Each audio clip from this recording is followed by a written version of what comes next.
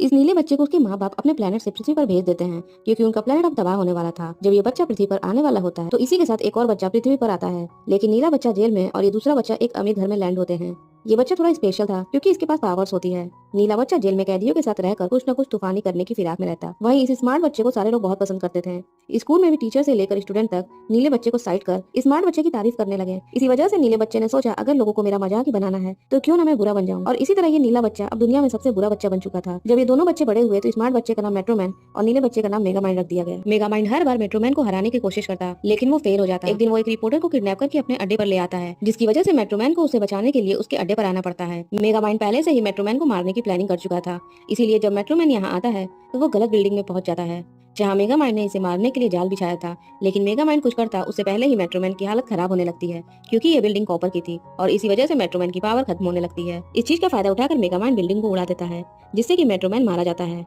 अब पूरे शहर में मेगामाइंड का ही राज था। आखिर मेगामाइंड अपने मकसद में कामयाब भी हो चुका था। ऐसे ही धीरे धीरे दिन गुजरने लगते हैं और कुछ वक्त बाद मेगामाइंड को भी बोरियत होने लगती है। वो मेट्रोमैन को मिस कर रहा था क्योंकि अब इसका कोई भी कॉम्पिटिटर नहीं बचा था जिसके साथ ये लड़ सके। जिस रिपोर्टर को मेगामाइंड ने किडनैप किया था वो इसकी बिल्डिंग में आती है और मेगामाइंड उससे डर कर अपनी वॉच का यूज करता है और एक दूसरे वर्कर में चेंज हो जाता है। जब ये इस वर्कर से बात करती है तो वर्कर की बातें इसे बहुत पसंद आती है और ये रिपोर्टर इस बंदे को पसंद करने लगती है। दूसरी तरफ मेगामाइंड भी इस रिपोर्टर को पसंद करने लगा था और एक दिन जब मेगामाइंड अपनी असलियत इसको बताता है तो इस रिपोर्टर का दिल टूट जाता है और ये हमेशा के लिए इससे ब्रेकअप कर लेती है। इसी बीच मेगामाइंड एक और हीरो को तैयार करता है ताकि वो इससे लड़ सके, लेकिन ये हीरो तो इस शहर को ही बर्बाद करने लगता है। इसीलिए मेगामाइंड रिपोर्टर के पास पहुंचता है और उससे हेल्प मांगते हुए कहता है कि प्लीज तुम मुझे मेट्रोमैन के घर ले चलो क्योंकि मैंने जो इस हीरो को बनाया है वो मेट्रोमैन के डीएनए से बनाया है, तो हो सके मेट्रोमैन के घर इसे मारने का कोई तोड़ मिल जाए। ये रिपोर्टर शहर को बचाने के लिए इसके साथ मेट्रोमैन के घर आती है और यहाँ ये देखते हैं कि मेट्रोमैन साला अभी भी जिंदा है। वो अपने घर में फुल मजे से रह रहा था क्योंकि दुनिया को बचाते बचाते वो अब बोर हो चुका था, इसीलिए ये अपना सपना तक पूरा नहीं कर पाया। अब ये दोनों इसे लास्ट बार उस मुसीबत से लड़ने के लिए कहते हैं, लेकिन मेट्रोमैन इनका साथ देने से मना कर देता है। तो इसीलिए मेगामाइंड मेट्रोमैन बनकर उस बंदे से भिड़ जाता है। ये बंदा जब मेट्रोमैन को देखता है